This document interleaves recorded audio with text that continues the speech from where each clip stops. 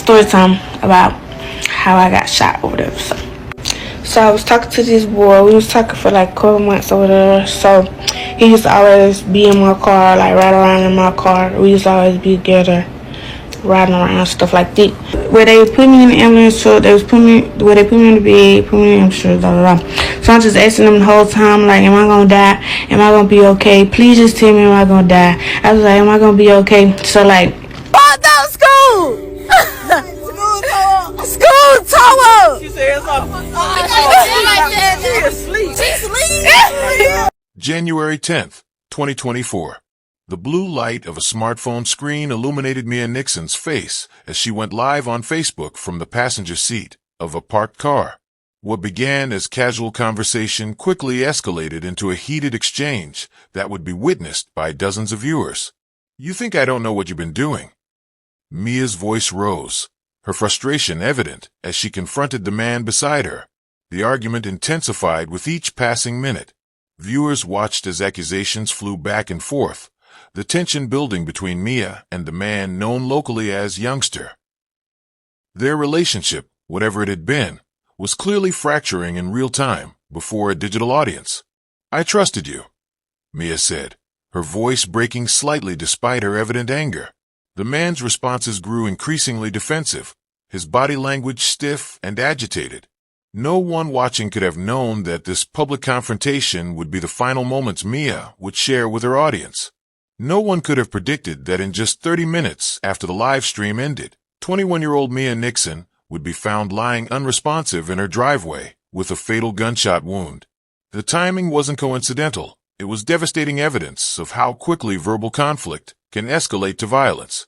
The abrupt end to the broadcast left viewers concerned but not yet alarmed. Comments scrolled by. "Y'all need to talk this out privately, and hope you're okay, Mia." But within the half hour that followed, the Birmingham night would be pierced by gunshots, and a talented young woman's life would be extinguished just steps from her front door. Mia Chardell Nixon wasn't just another statistic in Birmingham's struggle with violence. She was a vibrant force in her community. At 21, she had already established herself as a talented hair and nail stylist whose creative touch transformed not just appearances, but spirits. Her clients often spoke of leaving her chair feeling renewed, touched by her genuine warmth and infectious smile that somehow remained undimmed despite the challenges she had faced. Born and raised in Birmingham, Alabama, Mia embodied resilience in its purest form.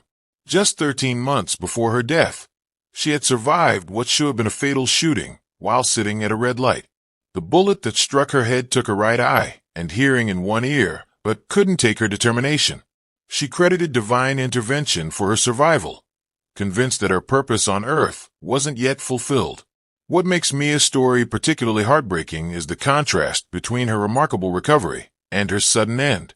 After fighting so hard to rebuild her life, learning to navigate the world with new limitations while maintaining her career and connections, her journey was cut short in an instant of violence. The woman who had defied death once couldn't escape it a second time, leaving behind grieving loved ones and a community struggling to make sense of such a senseless loss. If you've ever witnessed concerning behavior on social media that made you worry about someone's safety, share your experience in the comments below. Did you intervene? What signs do you now recognize as potential warnings? Mia's story reminds us that what happens online can have devastating real-world consequences. Subscribe to Explosive True Crime Stories for more in-depth analysis of cases that highlight crucial safety lessons we all need to understand. By examining these tragic events together, we can identify warning signs and potentially save lives. Hit that notification bell to join our community dedicated to awareness, prevention, and honoring victims like Mia through education and remembrance. The timeline of Mia Nixon's case spans from December 2022, when she survived her first shooting, to February 2025, when authorities finally charged her alleged killer. Between these bookends lies a story of remarkable recovery, legal troubles, including an October 2023 drug trafficking arrest, and ultimately, her January 2024 murder following that fateful Facebook Live argument. What's particularly striking is how Mia's life contained such extreme contrasts. from the heights of professional success and personal resilience to the depths of legal challenges and, ultimately, tragedy. To understand the full impact of her story, we must go back to her beginnings in Birmingham, where a young girl's dreams first took shape. Birmingham, Alabama, a city of rich history and tight-knit communities, was where Mia Nixon first made her mark on the world. Growing up in this southern metropolis shaped her identity in profound ways, instilling in her the warmth and hospitality the region is known for. Though public records reveal limited details about her immediate family structure, it was evident that Mia's roots in Birmingham ran deep, connecting her to a network of relatives, friends, and neighbors who would become her foundation. From an early age, those who knew Mia described her as possessing a natural charisma that drew people to her. Her laugh, often described as musical and uninhibited, could fill a room and make strangers feel like old friends. This innate ability to connect with others would later serve her well in her professional life, where building client relationships was as important as technical skill. The Birmingham community embraced Mia as one of their own, a daughter of the city whose journey they followed with pride. Her resilience reflected the spirit of her hometown, a place that had faced its own struggles, yet continued to reinvent itself with determination and grace. The bond she formed throughout her childhood and teenage years created a support system that would rally around her during her darkest moments and celebrate her achievements as she blossomed into a young entrepreneur with boundless potential. Beyond her professional accomplishments, Mia carved out a meaningful role in Birmingham's community fabric. She frequently offered free styling services for special events at local schools and community centers, understanding that looking good was connected to feeling worthy. For many young women in her neighborhood, Mia represented possibility, a self-made entrepreneur who had turned passion into livelihood without leaving her roots behind. Her social media presence amplified this community impact. Across platforms, particularly Instagram and Facebook, Mia shared not just her professional work, but glimpses into her personal journey. Her accounts became spaces where she documented both her styling triumphs and her recovery milestones after the first shooting. With thousands of followers, her influence extended well beyond her physical reach in Birmingham. What made Mia's online presence distinctive wasn't carefully curated perfection, but authentic sharing. The struggles alongside the successes, the pain with the joy. This genuine approach fostered a digital community that felt personally invested in her story, making the abrupt end to her narrative all the more shocking to those who had followed her journey. December 2022 marked a pivotal moment in Mia Nixon's life, one that would test the limits of human endurance and reveal her extraordinary resilience.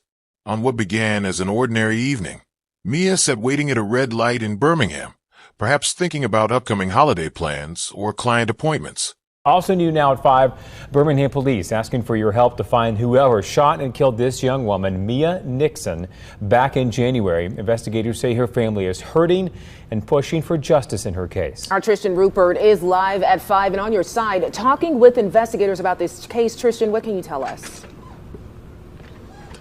Police believe Mia Nixon was targeted, actually, and they say community help could be critical in them solving this case. I spoke with Birmingham police officer Truman Fitzgerald earlier today. He says detectives have looked into every single lead they could really concerning this case, and that a tip from the community could be critical in really cracking it wide open. Now, Officer Fitzgerald says Nixon was beloved, talented, and really excelling in the hair and nail field. He says Birmingham police won't stop searching for the person responsible for her death and stresses no matter the information, you need to come forward if you know something. Nothing's too small. We know the streets are talking. We know Mia was extremely popular, but our detectives need that information. So anything you have, please call that into Crime Stoppers. Remember, Crime Stoppers is a fully anonymous process. No matter what your information is, they never know your identity. And if you do provide information that leads to an arrest in this case, you could be eligible for a $5,000 reward. Reporting in Birmingham, Tristan Rupert, WBRC, Fox 6 News, on your side. Without warning, gunfire erupted, shattering the night and forever altering her future. A bullet tore through her car window and struck her in the head, the kind of injury that medical professionals rarely see survivors walk away from. Emergency responders rushed Mia to UAB Hospital, where doctors immediately recognized the gravity of her condition. The bullet had caused catastrophic damage, destroying her right eye and severing the auditory nerve to her right ear. Brain swelling threatened her life in those critical first hours as medical teams worked frantically to stabilize her. Family members gathered in the waiting room, preparing for the worst while praying for a miracle. Against overwhelming odds, Mia survived the initial trauma. The days following the shooting brought a cascade of medical challenges. Surgeons performed multiple operations to remove bullet fragments and repair what damage they could. Mia remained unconscious for days, her prognosis uncertain. When she finally opened her eyes, now just her left eye, doctors were cautious about her prospects for recovery. The brain injury she sustained would typically result in significant cognitive impairment, speech difficulties, and potential motor function loss. No arrests were ever made in this first shooting. Like many acts of violence in urban settings, it remained unsolved, possibly a case of mistaken identity or simply being in the wrong place at the wrong time. This lack of resolution would hang over Mia's recovery, an unanswered question that she somehow refused to let define her journey. Instead, she focused her remaining energy on the monumental task of rebuilding her life from the fragments that remained. Mia's path to recovery defied medical expectations at every turn. When she should have remained bedridden, she pushed to sit up.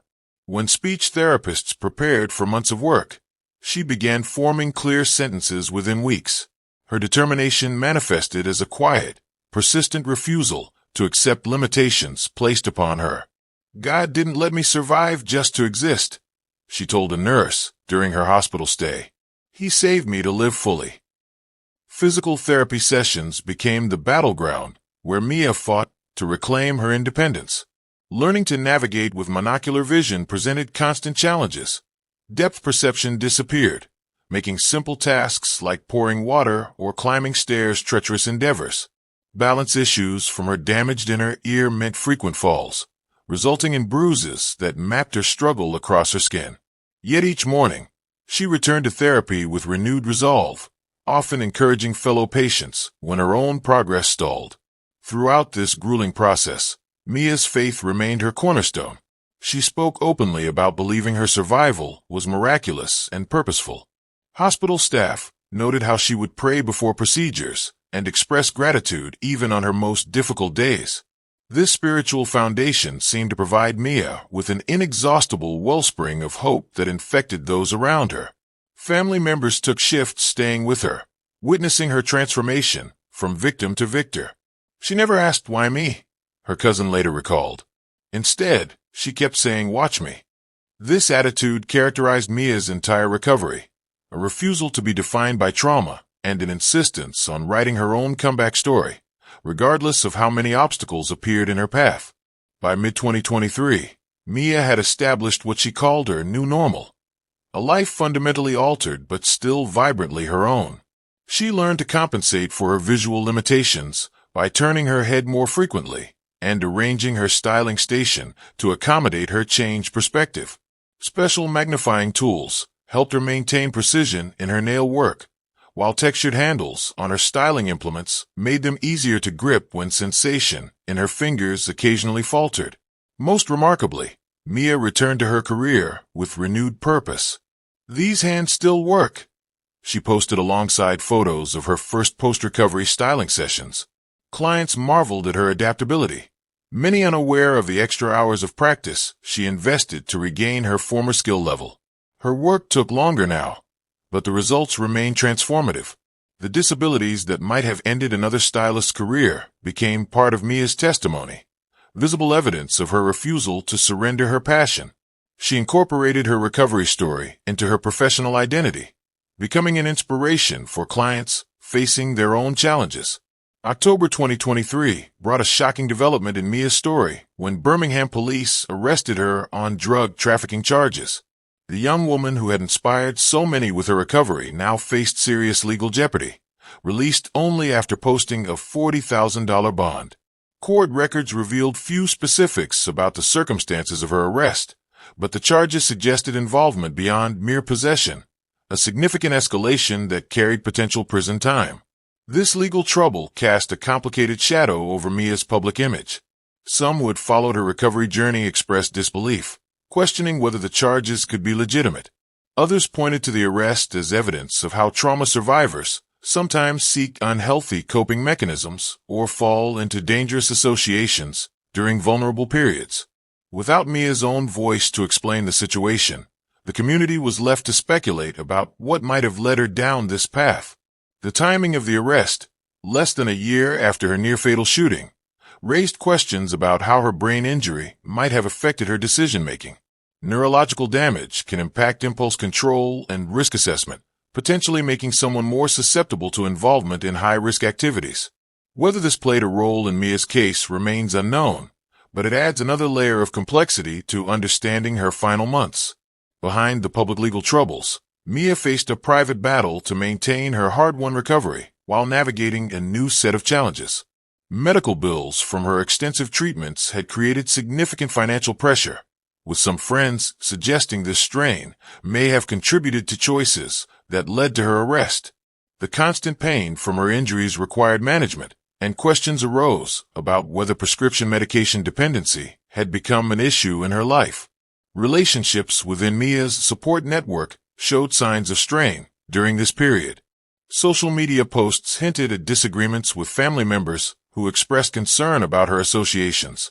Several close friends later admitted they had begun to distance themselves, worried about the direction her life seemed to be taking. "I loved her, but I couldn't watch her self-destruct," one childhood friend confided after Mia's death. Despite these fractures in her support system, Mia maintained connections with a core group who stood by her regardless of the charges. These loyal few described a young woman struggling to reconcile her public persona as an inspirational survivor with her private reality of pain, financial stress, and legal jeopardy. They witnessed her fluctuating between determined optimism and moments of profound despair, sometimes within the same day. "She was fighting so many battles at once," her cousin explained. "Some days, it just seemed like too much for one person to bear." Despite the Facebook Live video providing clear context for conflict between Mia and Youngster, police struggled to establish his full identity. The nickname yielded multiple potential matches in Birmingham's criminal database, and the two witnesses from the home provided contradictory descriptions of the man they had seen with Mia that night. Physical evidence from the crime scene offered limited actionable leads. The recovered shell casings matched those used in several other unsolved shootings across Birmingham, suggesting a potential connection, but providing no immediate path to a suspect. Forensic analysis of Mia's phone revealed deleted messages that investigators worked to recover, a process complicated by damage to the device sustained during the shooting. The Birmingham community responded with an outpouring of information following media coverage of Mia's death. The police tip line received over 70 calls in the first week, many referencing the Facebook Live argument that had been shared widely after her murder. Detective Jameson Harris, the lead investigator, later described this case as one where the public became essential partners in our investigation. Several viewers of the fatal broadcast came forward with recordings they had made, providing crucial evidence that might otherwise have been lost when the original video was removed from Facebook's platform. 3 days after Mia's murder, a man identifying himself as Youngster posted a video statement on Instagram vehemently denying any involvement in her death. "I ain't had nothing to do with what happened to Mia," he stated, looking directly into the camera.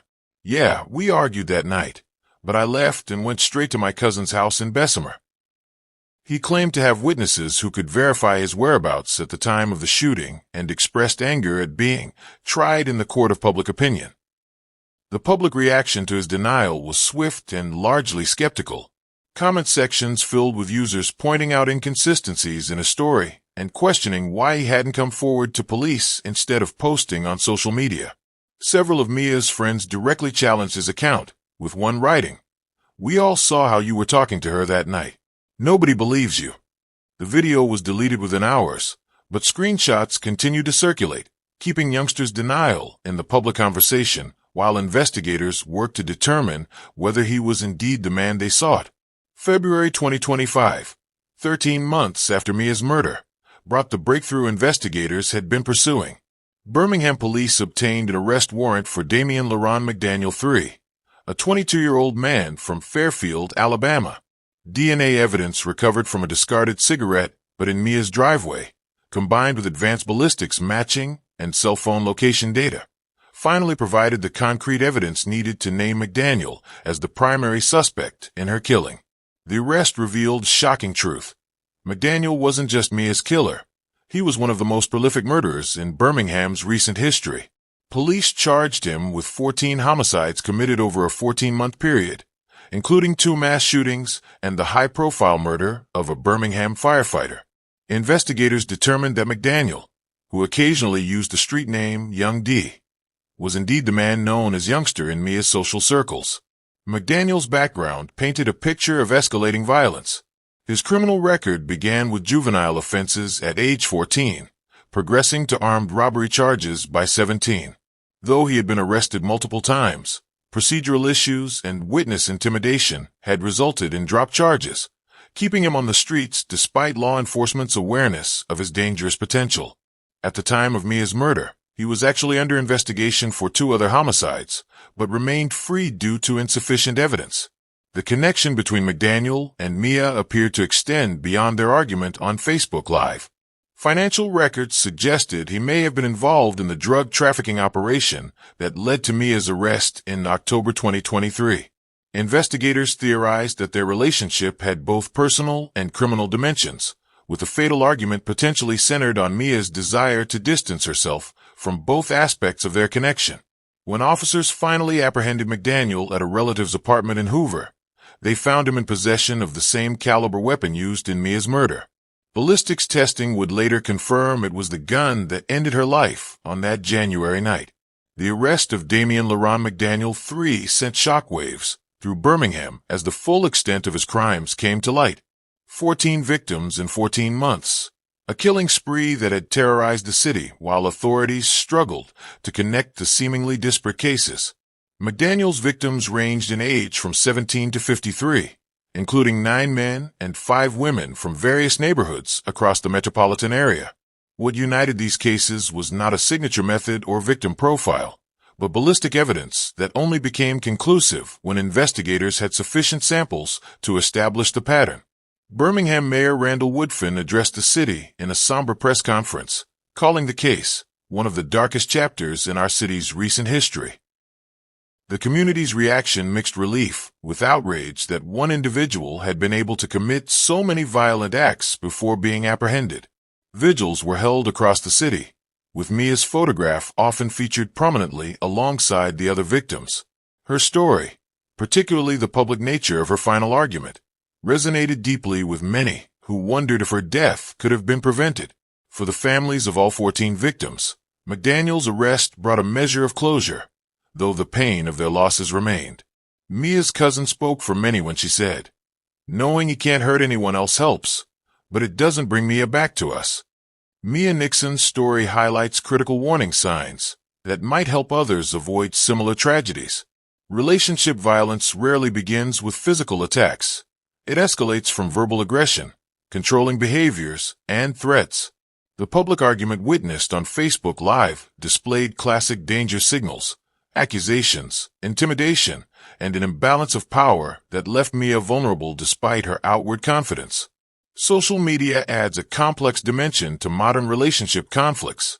While platforms can provide documentation of concerning behavior, they can also escalate tensions when private disagreements become public spectacles. Safety experts recommend against confronting potentially dangerous individuals while broadcasting, as this can trigger violence motivated by humiliation or loss of control. Instead, they suggest using social media to build support networks before crises occur. Birmingham responded to this case by expanding community resources for those in threatening relationships. The Mia Nixon initiative now provides emergency transportation, temporary housing, and legal assistance to individuals seeking to escape dangerous situations. The program emphasizes that leaving is often the most dangerous moment in abusive relationships and requires careful planning and support. Mental health professionals stress the importance of recognizing when arguments cross from normal conflict into dangerous territory. Warning signs include threats, destruction of property, monitoring of movements, isolation from friends and family, and references to weapons. All patterns reportedly present in Mia's relationship with McDaniel. Have you ever recognized warning signs of potential violence in a relationship, either your own or someone close to you? Share your experience in the comments and tell us what action you took or wish you had taken. Your insight could help someone currently facing similar circumstances. If this story impacted you, please like and share it to spread awareness about relationship violence warning signs. Subscribe to Explosive True Crime Stories for our upcoming episode on digital safety in the age of social media, where we'll explore how technology can both endanger and protect potential victims of violence. Together, we can turn these tragic stories into life-saving lessons. Mia Nixon is remembered not merely as a victim, but as a symbol of extraordinary resilience and unrealized potential. In the years following her death, her story has become a powerful catalyst for change in Birmingham and beyond. The annual Mia Nixon Memorial Scholarship now supports young women pursuing careers in cosmetology, ensuring that her passion for beauty and transformation lives on through others' hands. Her family established the scholarship with a powerful mission statement: to help young women build careers that can't be taken away, even when life tries to take everything else. Mia's case has significantly impacted gun violence awareness in Alabama, particularly regarding the intersection of domestic conflicts and firearms. State legislators cited her story when proposing the Mia's Law bill in 2026, which would strengthen restrictions on gun access for individuals with histories of domestic violence. Though the legislation remains in committee, its introduction marked a shift in how many Alabamians view the connection between relationship conflicts and lethal violence. Perhaps most powerfully, Mia is remembered through the clients whose lives she touched. Many continue to share stories of how her styling chair became a place of transformation and healing. She made me beautiful on the outside, one former client reflected, but more importantly, she helped me see my own worth. Birmingham's response to McDaniel's crime spree and Mia's murder has manifested in concrete community changes. The city increased funding for its real-time crime center, enhancing surveillance capabilities and response times in high-risk areas. Community policing initiatives expanded, with officers receiving specialized training in identifying potential domestic violence situations before they escalate to homicide. Support for victims' families coalesced into the Birmingham Survivors Network, which provides ongoing counseling, legal advocacy, and financial assistance to those left behind by violent crime. The organization holds monthly healing circles where families share their journeys and support one another through the long aftermath of loss. Mia's family has become particularly active in this network, with her mother often speaking to groups about the importance of recognizing warning signs in relationships. Local beauty salons partner to create safe space designations, training stylists to recognize signs of abuse, and provide resources to clients who might be in danger. A fitting tribute to a young woman who made her salon chair a haven for so many. Mia Nixon's journey from surviving one impossible situation to falling victim to another reminds us that resilience, while powerful, cannot alone protect us in a world where violence remains too common. Her determination to rebuild her life after the first shooting stands as testimony to the human spirit's capacity for renewal. That such strength could still be overcome by violence is not a failure of her character, but a call to collective action. The vigilance her story demands is not just personal but communal, a recognition that safety requires both individual awareness and societal commitment to protecting the vulnerable. When we see warning signs in others' relationships or our own, silence is not neutrality but complicity. Mia's spirit lives on in every person who chooses to speak up rather than look away, in every community that prioritizes protection over privacy, and in every life saved because her story taught us to recognize danger before it becomes deadly. In this way, the beauty she created continues to transform the world she left behind.